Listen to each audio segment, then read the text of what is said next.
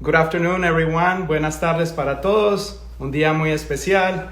Tenemos un excelente invitado desde Cali. Aquí les habla Juanca Tamayo, JCT for Education for you. And remember, these videos will be housed on our YouTube. And I think our guest is right here. I will invite him over. 1 second. Yes, Deportivo Independiente Medellín. Don Marco Caicedo, ¿cómo me le va? Bien, Juanca, un gusto Me saludarte. gusto ¿Esto va a ser en saludar. español? ¿Is this going to be Spanish or English? I think we're gonna start in English, and if we have questions in español, we dial up right away and we change to Spanish. Are you deal? Are you game? I'm game. Thank you for Okay. inviting me, Juanca. No, thank you all. Un saludo para Aníbal Navarro. I see Pablo Pacheco. I see a lot of students signing in. We have people from Mexico, from Colombia, Venezuela, Chile. We're going to have people from all over the world. I see Bea Guerra from San Antonio. Pablo loves sports, and probably that's one of the reasons why he's here. And actually, he's going to school in Boston. Un saludo para Caro allá en Envigado. Bueno, un saludo para todos y aquí estamos en su programa Conversations with Marco Caicedo. Marco, are we ready to mano a mano? Ready to mano a mano, Deportivo Cali versus Medellín. I guess we're gonna tie this up because I love your team as much as I love mine. But I was just with the production team, and I said if I wear something different, I will be in big trouble with our fans from Colombia, from Medellin. So I'm sorry. That's good, that's good. Okay, and I see a lot. Violeta, un saludo. María Cristina, todo el mundo, los queremos mucho, nos hacen mucha falta. Marco, ¿cómo está tu familia? How's your family? Very good, thank you, Juanca. We've been following the rules, staying at home and trying to keep safe. It hasn't been too easy. You know that being confined has a psychological and physical toll, but we're trying to remain active, both physically and mentally. A lot of conferences, working at home, so we're doing good. And how are your children dealing with this social distancing, staying from home? Well, they're doing well. They've been also trying to keep active and well, they're young, so I think they've been able to also to get around with seeing some friends. My younger one has friends that live nearby, so he's kind of keeping himself active. So they're doing good. Good. Well, Marco, Conversations is a program that we created. It's an inspirational. I see a lot of students signing in here. Caro del Corral just signed from Medellin, Colombia. But a lot of the students that are watching here, they are in high school or they are in college, and that might be going to graduate school. We will have university people from admissions joining in. Parents are watching. So let's start with your own story. So you went to Colegio Bolívar in Cali, and then your family decided to send you to boarding school, and you went to boarding school, Shaw Rosemary. And tell us about that experience. How many years were you at a boarding school? Well, it was actually a very enlightening experience. I was able to apply to maybe 4 or 5 boarding schools, and I was able to visit amongst them Northfield, Mount Hermon. Yes. Went to Deerfield, went to Choate Rosemary Hall, and I really wanted to get into Choate. I mean, the facilities were amazing. The staff has a very good reputation for being for high academic standards, and I didn't think I was going to get into it, but I actually hired also an educational consultant, and he walked me through the stages, and he said it's going to be a long shot, but let's give it a try. And fortunately enough, I got a call from the dean, and he said, welcome to Choate. We're delighted to having you, and the rest is history. I went there at way back in those times. We didn't have as many transportation as communications as we do now, have now. So went to Miami by myself, bought myself un baúl, Sí. and got my stuff, and got a train, traveled to Hartford, Connecticut, grab a cab, and got into Choate. My bags didn't arrive, so I spent my first week out of home, being completely homesick, and it was actually a rebirth. But come a week's time, I got adapted, got new friends, started becoming more fluent in English because even though I come from a bilingual school, Colegio Bolivar, I wasn't that fluent, and then started getting into the track of things, and it's an amazing intellectual awakening having had the opportunity to go to Choate. How many years were you at a boarding school? I was 2 years at Choate, and I actually did my senior year and my PG postgraduate. So Yes. I spent 2 years at Choate. Okay. And now, when you were at show, I know athletics are a big component of the school. Any particular sport? Yeah, some of the things that really amazed me about Choate is besides the history of having had important people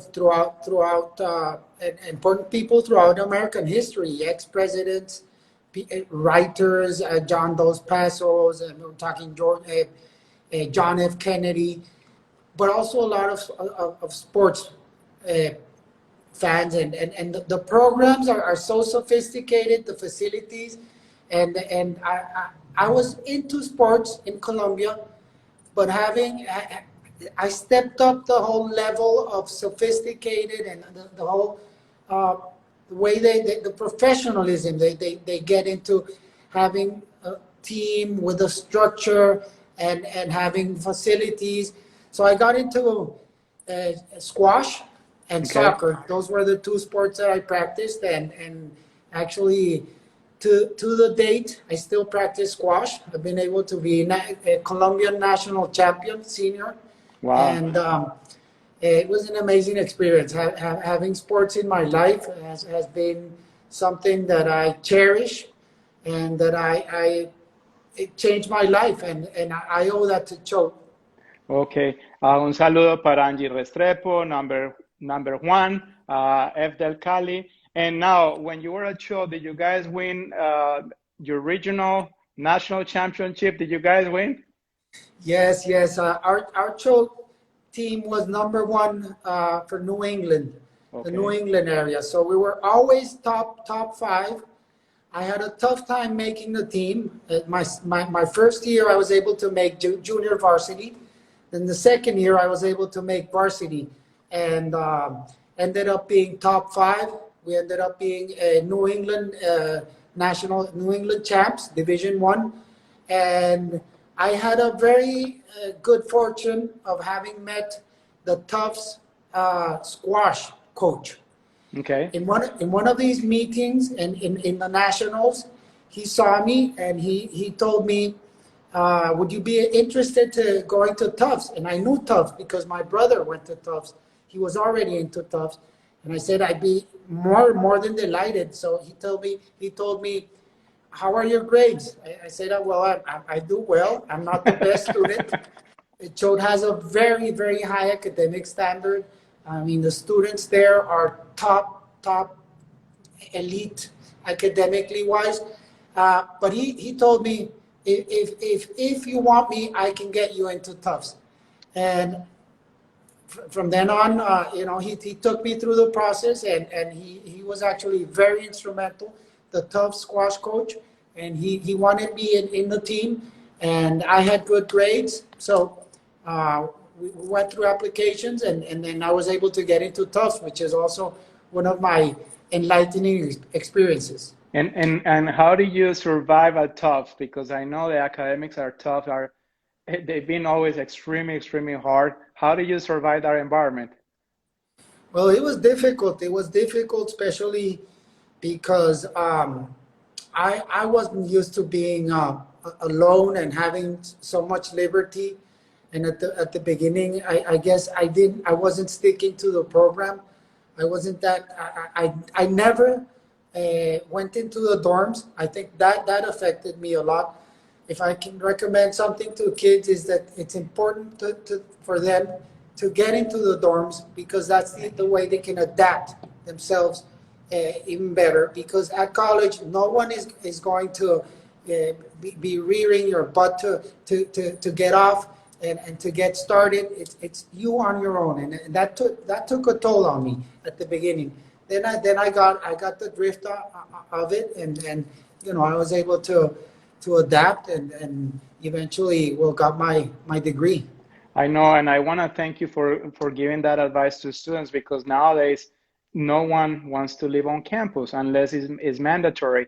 And we have students that they want to be off campus, but I recommend to all of our students those first 2 years at least, they have to be on campus because they got to build the community. I actually live on campus 4 years, and that was the best thing that can happen to me. While my friends were driving on snowstorms, I was just waking up, and it will take me 5 to 10 minutes to go to my classroom, and you build campus community. So thank you, Marco, for saying that to students. There are a couple up there that I know that they are going like, oh, Juanca has been telling me that, and you reinforce that thought. Thank you so much, man. Now, you finished TOEFs, you got your degree in 1995. Actually, I finished my first bachelor in 1995 from Clark University. I was a student athlete, and being an athlete for a university is one of the best feelings. Now, before we're gonna talk about sports, and a lot of students are here because they wanna hear about updates from Cali. I see La Chupi Chupich is here, so we say hello to Karen. But the question here is, when did your passion for soccer, for El Deportivo Cali, started? Was it at a young age or a later age? Well, yeah, I was always fond of sports, but I always kid that my first love was Deportivo Cali. I was 5 years old. I went to the stadium and fell in love with the team. Deportivo Cali had a recent history of being the most winning team in the early 70s, late 60s. So we had all of that energy, all of that importance given in the national arena. So I became a fan. I love playing it myself. So uh, throughout my life, I always played soccer and always followed my team. It was just a dream. I had the opportunity to be friends with one of the most important presidents that Deportivo Cali has had in its history, Mr. Alex Gorayev. He's one of Yes. the most important directors of national football in Colombia. And so I was able to learn a lot from him. I was able to follow the team, go into the camerinos, and being able to follow the team throughout the country, and being by his side with historical figures like Carlos Salvador Vilardo, Wow. and so many players that inspired me. So I always had that in my heart. But when I went to Tufts, I played in the soccer team too. I played squash. Also, I was able to become number one player my senior year, Wow. MVP. I was able to be nationally ranked in the States. And sports has been an important part of my life forever. And it's taught me a lot of things. But, one of those things that I value a lot is having the discipline, and also tracing myself objectives. I think that's something that we that have been through sports and athletes have, which is being able to uh, uh, plan towards an objective and have those cycles. And I think it's taught me a lot. When every time I've wanted something, I've coveted it, I've planned it, and I've traced myself those objectives, as I did always throughout my athletic life. Okay. So right now, are you exercising at home, or how are you keeping up with Yeah, that discipline? yeah. I'm exercising at home. I have a home gym, and I jog 5 kilometers every day, and I lift about 45 minutes of weights. Okay. And it's fundamental for my health and my mental stability. Having all those endorphins I know. and feeling healthy is very important for me. It is. Marco, how are your dancing skills? Como buen caleño, can you dance good salsa or not? I can dance. I can hold my own. I have my salsa skills. I'm not the best dancer, but you know, I can handle my own. And I will tell you why, because being at home,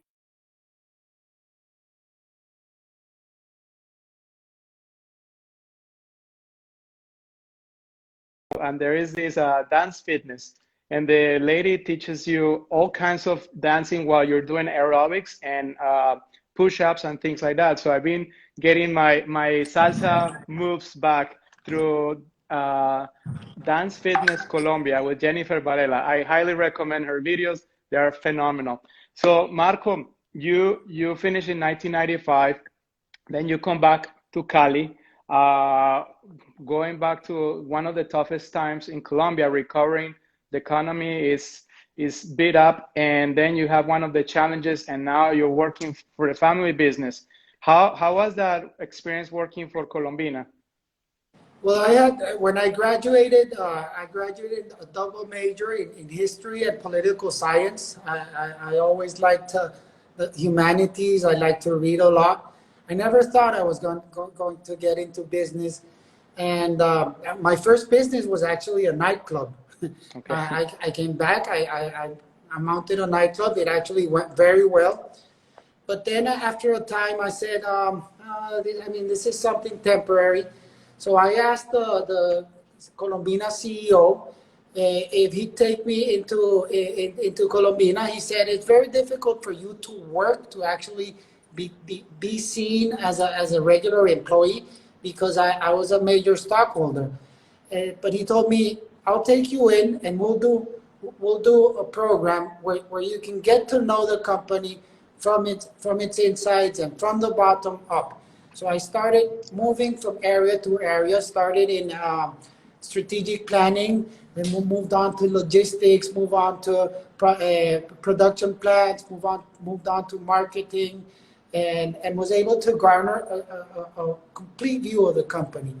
When I thought I knew it well enough, I decided to take the next step, which was going to take my MBA. So I went to University of Miami. I actually made Colombina a case study out of my education. So everything I had learned about the company, I actually tried to focus on my courses, how it would work specifically for Colombina. I think it was a very fruitful exercise. I'm happy you mentioned that, but before, I want to say un saludo para Samu Campos, Palomino, we have Juan José Gutiérrez, Diana Espinosa, que conociste allá en Italia, tenemos de Teodora, hello, Rincia, then we have Rincia 23, we have Teodora again, but I had the opportunity to attend the Future of Everything at University of Miami this year, and last fall, I'm sorry. And I was very impressed because one of the topics was you're a family, you're a relative, and you have a small, medium, and large company that you will take over from your parents. So one of the topics was talking about passing the baton into the next generation, which means you, and I'm sure that you guys will do the same things for your children and so forth. So I was very impressed about, for instance, one of my students, they own a large transportation company in Colombia. And his father said, my friend, you're going to have to start from the bottom up. There is nothing that you're going up, down. You start from, so he was actually shipping in the shipping area for 2 years before he started moving up. So he needed to experience how to deliver the package, how things like that. And I'm glad that you mentioned this because a lot of students that are watching, a lot of parents, a lot of people are saying, oh, great, you got this product. But I'm sure they were really tough on you when you did your first couple of years at Colombina. Yes, I mean, we did. I mean, I knew the company since I was a kid, and my father tried to actually, mentor me since I was very little into leadership skills, into how to treat people, how to be responsible, and all of these things. But I didn't know the company. That I mean, I, I, I knew it, you know, superficially actually. So being able to get into it, being able to get hands on, to work from the bottom up. For example, one of the projects that I was sent was going to the main plant and making a whole study of the chocolate assembly line. So I Wow. spent 2 months going every day from Cali to La Paila, which is about 120 kilometers away from here, commuting every day and doing a complete study of the assembly line. And I was able to understand how the assembly line worked and learned a lot from that. As I said, eventually, when I got to my MBA, I had a complete vision of how the company worked, but I was able to understand that our practices were outdated, that we Okay. did not have the best practices, that Colombina had really been stuck in the past. So I started thinking out loud. I said, I mean, I had the opportunity to get enlightened by the best practices of the most successful companies throughout the past century in the US and in the world. We need to be able to replicate this. We need to be able to, uh, uh, you know, overhaul our company, if I will. And that's what we actually did. Obviously, we did it with my brother. I eventually convinced my brother to to go and take the MBA. He took the same MBA. Okay. My brother had been a natural leader, and he was the president of the board of directors. But he thought that the company was perfect. And I actually convinced him, and I told him the company has a lot of flaws, and we really need to transform it. And I was able to persuade him into following me, taking the MBA, and actually when he came back, he stood up to the plate. We had a crisis, financial crisis that year, the first year that we had garnered losses, Okay. and he was elected an intern president, an intern CEO. I told my brother, this is the opportunity we have. I'll lead in the board of directors. You lead as the operative chief executive officer, and let's start transforming this. And we started doing it from the bottom up, starting from the administrative structure, ended up changing the whole marketing strategy, brand strategy. We ended up investing a lot in technology. And I mean, we transformed the company in a matter of 2 years. When we received the company employed around 1,500 employees. Our sales were about $120 million, $110 million. We started growing double digit from then on, and we took a whole decade growing at around a compounded aggregate growth rate of around 11%. Wow. Ended up company now employs almost 10,000 people, Wow. and it's been quite a ride, and we were able to dream, were able to transform it.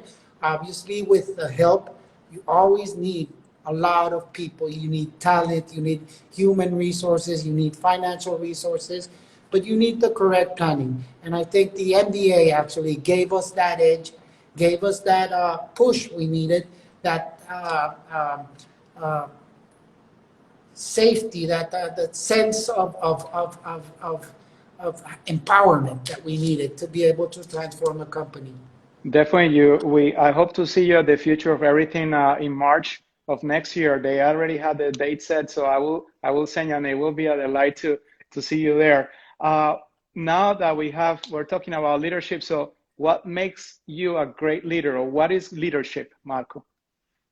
Well, let me start with giving you a pitch, Juanca, which I was able to take your course. We went to beautiful Italy, and we had a great experience meeting amazing people, leaders in different sectors. and meeting great people such as Dr. Shalom. Shalom, which impacted me a lot, and he taught me a lot of things. I think leadership, being a leader, encompasses a lot, but one of the most important things is I think is being empathetic, is being able to understand your stakeholders, being able to listen to them, being able to express yourself and lead when you need to lead. But you have to be able to listen, and you have to be able to delegate. And to be able to delegate, you need to be a good listener, but you also need to be empathetic about the needs of different stakeholders. Thank you for saying that. And I want to say, Marco, we're going to have probably 50 guests by Thursday. And you have been one of the most amazing inspiration on an open book that we have so far because you're sharing your house. And I want to thank you on behalf of everyone, the students, the parents, the colleagues that are watching, because that is what makes you a good leader. Just sharing is caring. You're sharing your wisdom. And I think you're empowering our future generation that are watching right now. So I want to thank you for that. And also as a Colombian, I want to thank you for employing so many wonderful people from Cali. You're mentioning 10,000 people, so you're impacting probably 40 to 60,000 families. I'm sorry, people in the Cali area and around the Colombia because they are eating and they are providing items to the house thanks to you, not only food, but education and you name it. How are you able to sustain with your family and the whole team, the whole company during this crisis? Well, we've had the good fortune of being in a sector that is less affected by the pandemic because we're in the food industry, and the food industry is people. As long as people live, people need to have food. We've been able to maintain our sales in different segments of our company, especially on those that have nutritional that are nutritional, such as conservas, such as cookies and tuna. And it's been difficult on the candy part of the business, especially because candy is what we call producto de impulso, which means that a person eats candy when they get that want Yes. at the point. So we sell a lot of candies in the streets and at the points of retails. So we need a lot of traffic of people in order to have to sell candy. But we've been able to maintain our sales. Obviously, we have the expectations. We have three scenarios: optimistic. We planned out an optimistic, a moderate, and a pessimistic scenario. And even in our worst case scenario, we think we're going to be able to fare well. Obviously, we've taken measures in terms of dilating investments, in terms of let's say, stepping off the accelerator, and because we need to discern whether how much of an impact it'll have on the economy. So we're trying to lay low, trying to be more efficient, but we've been able to fare well after all. Well, on behalf of all the people that you guys are employing and indirectly you're helping so many businesses because I'm just thinking Colombina, I'm thinking all the products that you guys sell, we all consume, and you're absolutely right. So you're impacting our economy. Now, Marco, I was reading that the world will be 20% less in terms of cash flow and savings. That means that imagine if that's going to happen here in the United States, what will happen to Colombia? So that means that we're going to have less financial means across the country and across the globe. What is your prediction, projection for Colombia in the next 5 to 10 years? What are the lessons learned from this pandemic, and where is the future of our political system in Colombia? Well, I think it's going to be a tough time, definitely. The figures estimate that we might be moving towards the lower 20 to 25% in unemployment, which is unprecedented Yeah. in the recent years. And obviously the consumer power, consumption power of people will be diminished. But we think that this might be even an opportunity for us because we are a low cost production company. So in that sense, we sell high quality products at a very low cost. So we think we can gain a competitive advantage at this point in time because our products are very, very, very, very competitive in that sense. And in terms of the country, I think we're going to have a rebound. I think Okay. Colombia is one of those countries that have been throughout history resilient. Our financial sector in the region is stable. We're not as dependent as other countries in external markets. We have a productivity apparatus that is I would say healthy, not dependent on petrol or oil. We are very diversified, and I think the rebound will come soon. I'm very optimistic by nature. Obviously, uh, there's a lot of a high degree of uncertainty, and I'd say at least it'll take us a couple years to rebound. But once we rebound, I think Colombia is well positioned to make an important comeback. And I agree with you 100%. I was just talking about the future of education last night, and we will rebound, we will be stronger. This is an opportunity for everyone to rethink, reshift, redirect, and let's move forward. And when we were in Italy at the Innovation Summit last summer, I something that has stood about you is the future, the sustainability of Colombia in terms of the environment. Any plans? What are you talking about to contribute to the carbon footprint that we're companies around the world are giving to planet Earth?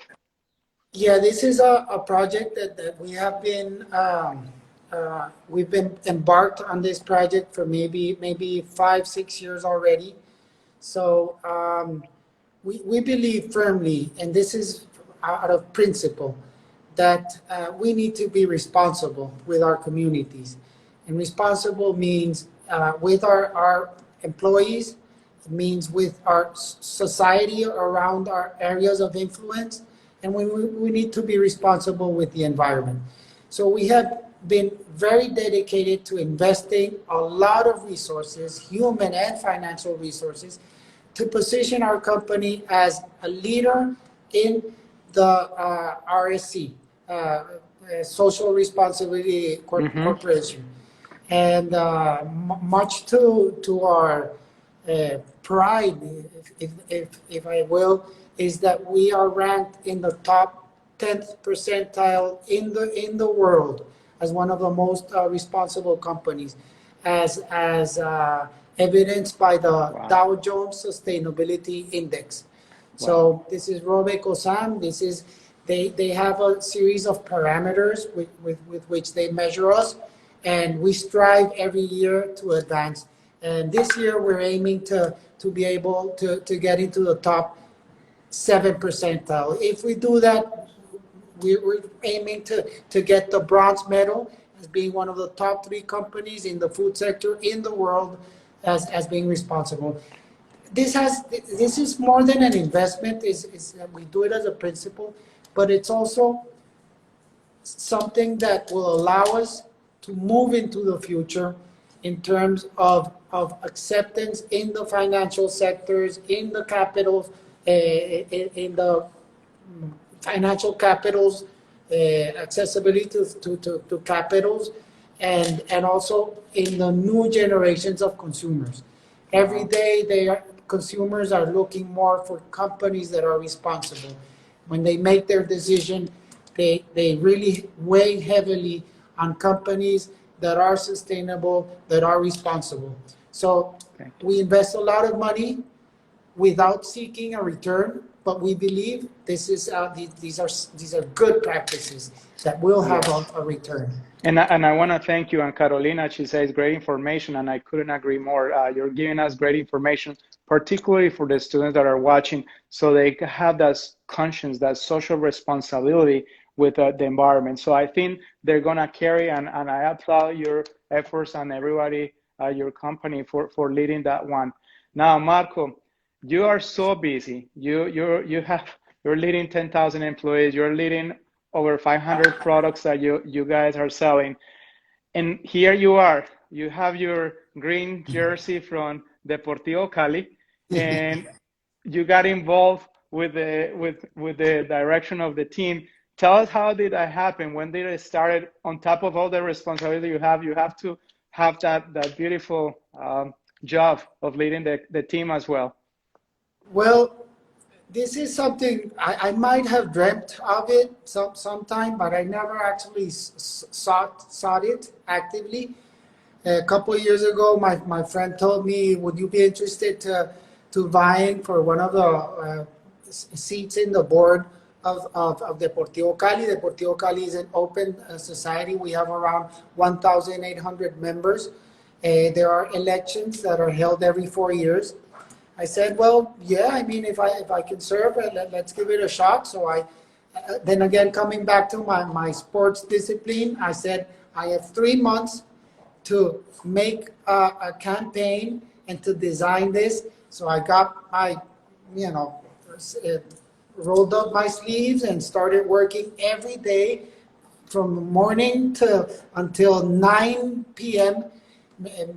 designing my campaign strategy, designing the whole project that we had to, because we needed to actually structure a project that we thought would be the future of Deportivo Cali, and I ended up being elected. I ended up being vice president. Our president, former president, got elected as vice president of the Federación Colombiana de Fútbol. Wow. So as vice president, I took the job, and it's been six months. We're having a great year.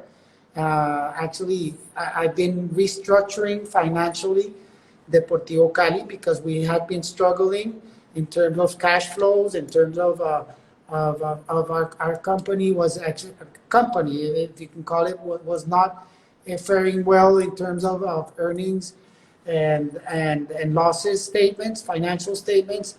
So I had to make unpopular decisions, which was right sizing or downsizing, and we had to.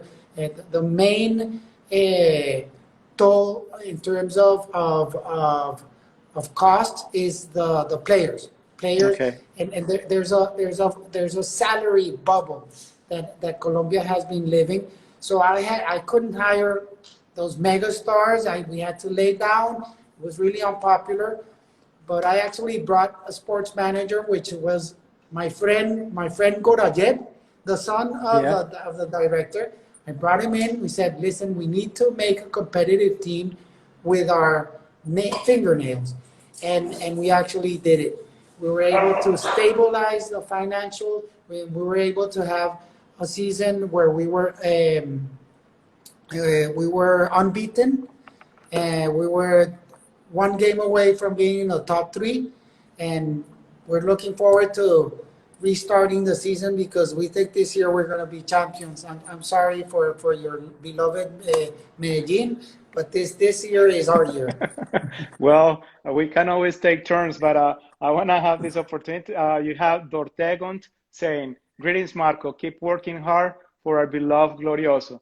We will come back stronger than ever. Gracias por ese comentario. No, it is. And ¿y cómo están los muchachos? How is everybody? How are they keeping? Are they doing Route 54 every morning at 11 in the morning, Miami time? What are they doing to keep up well? Yeah. It's been difficult in terms of the financial situation. Is we're having a tough time because our income fell drastically from one day to another. But the first decision I made is that I had to convince the players that this was an opportunity. And I told them, if you guys keep active, if you guys work hard, if you guys also are collaborators, and we can come back and we can gain a competitive advantage. So from the offset, we have been working physically, double time in the mornings with our preparador físico, and in the afternoons with our manager, our director técnico. We're doing strategic and tactical stuff. So we've been very active. The medical staff has been on top of them. Physically, we're at ship shape. And Okay. I spoke to my director técnico this morning. He sent me a picture of the statistics and how the group is. Physically, they're stronger than ever. Wow. Physically, we're ready to start. And financially, I was able to convince them to lower their salaries. It wasn't that easy No. because for athletes, first of all, they don't have that depth of education. They don't understand too well the financial realities. And second of all, they have very short careers. So they're looking into being able to, get the most out of those short careers. But I told them, listen, this is your team. The only way we can make it out of the storm is if you guys put your shirts on and collaborate. So I was able to diminish their salaries 50% until Wow. December, Okay. and that's taking a great toll out of our cash flows necessities. And we're waiting for the season to restart. I've also been very active in the Di Mayor, Mm-hmm. trying to lead with government to be able to dynamize the restarting of the season. I speak a lot with the president of Medellin, president of America, Millonarios, and the big teams. We're trying to lead this whole process of beginning the season again because we Yes. need to be active. I mean, there's no other way that this industry will survive unless the ball is rolling. And we had someone here from ESPN last Friday, and it was his personal opinion, everything that he said. But he mentioned that La Liga in Europe will be opening very soon. And is that going to be the case in Colombia that you're proposing in close and then just the TV is transmitting? Or what are you guys proposing? When are you Yeah, bringing that back? yeah, we've been following the actually Colombia and President Duque, who has done a very good job. He's leading the experience of Merkel or Germany experience, Yes. and Germans are very statistics, very disciplined in terms of taking decisions that are rational. So we've been following the German leadership in that sense, Okay. and we're following the Bundesliga leadership. So what we've done, we've designed this health protocols in order to guarantee the safety of the players. As you can never be 100% safe, but we have been developing with Ministerio de Salud the protocols that that give us a certain a degree of certainty that we'll be able to do it safely. And today, the ministry, this has been an interaction between the medical faculty of some of our teams. Deportivo Cali has been one of the most upgoing in terms of designing this protocol. And we've been having a feedback from government. We worked a lot with Ministro Lucena, Minister of Sports, and with government, and we're ready to begin maybe in a couple of weeks. But the Oh, wow. but the protocol has stages, so it's going to be done in phases. And the first couple of weeks are tests, and we have to be sure that all of actors that will be playing again are completely contagious free, and hopefully the Liga Colombian Liga will begin in by the end of July. Wow, that's good news, Marco. I'm so happy. I'm so excited to see that is happening, and people going back little by little, going back. People selling chuzos, empanadas, going back to our nature, selling the shorts and Yeah. things like that. We need that macroeconomy. I see Rebecca from Zimbabwe. She's waving at you. She has your Deportivo Cali shirt in Zimbabwe. Rebecca, we miss you. We love you. Rebecca is doing a great job in Zimbabwe with Education Matters. We have the new designs, some of our new designs. Let's see the I'll new save one designs. for Rebecca. Wow, that's beautiful. Rebecca, I'm so jealous you got one. But But Marco, the go ahead. truth is, Juanca, the truth is that the soccer industry has to be reinvented. The Yes. truth is that we had been living a bubble, and we had been experiencing financial difficulties before COVID, but this has only accelerated the necessity to reinvent ourselves. And the first step is that we're doing is that we're bursting that salary bubble that was unsustainable for us. And although coming back is a necessity, it won't be back to the same old because we have to begin with closed stadiums. Hmm. And coming back to this whole innovation, what we're designing is a whole different structure of monetizing our sports. And for Yes. that effect, we've been developing with our marketing and communication area what we call the virtual fan. It's a very interesting idea that we've been developing. And what we want to do is give the fan as a close experience as we can for them to be able to be in close contact to the team.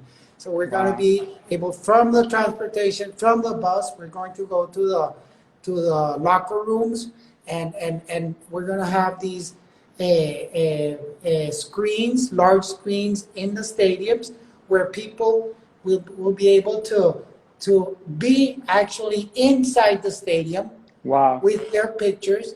They're going to be able to listen to what is happening in the field and in the stadium, and they're also going to be able to give um, the songs and stuff to vote in order to influence of what is happening in the stadium.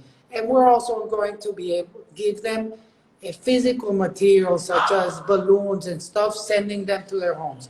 So this is trying to be as innovative as we can to try to maintain the virtual fan, to maintain them close to the team and excited about it and giving them an experience. Yes, and we have here Samu, he's Caleño. He's about to go to college, and he says, Unidos por la décima. So I'm so happy. Marco, it's been awesome, fascinating. Eres una persona increíble con un corazón gigante. Eres un humanista impresionante y no sabes cómo me he disfrutado de esta charla contigo. Te vamos a invitar de regreso para que nos hables de esa experiencia virtual, de todo lo que estás haciendo. And this conversation has been about an entrepreneur, who you are, visionary with all the initiatives that you have shared about the company, about sports, and a parent. You're a very caring parent. Your kids are looking for you. I know how awesome you are to your family and how lovely you are with all of them. So I just want to say, mi casa es tu casa. As a historian, you want to give us a little message before we say hasta luego, hasta pronto?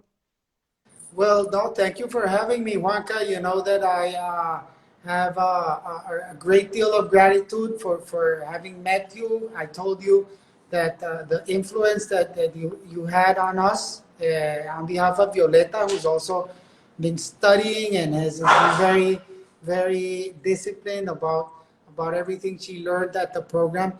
And I'm more than delighted to be able to assist you. And you know, as we get old, we try to permeate, try to give other people the tools and the opportunities that I had in terms of knowledge, and whenever you can, whenever you want, I'll be more than willing, and it's been a pleasure being here with you guys, and Thank you. I And hope I hope all of your students and all of your parents have also enjoyed it, and that to give it another pitch is Juanca is a very instrumental for the success of kids, and to be able to have him around is actually a delight and a privilege.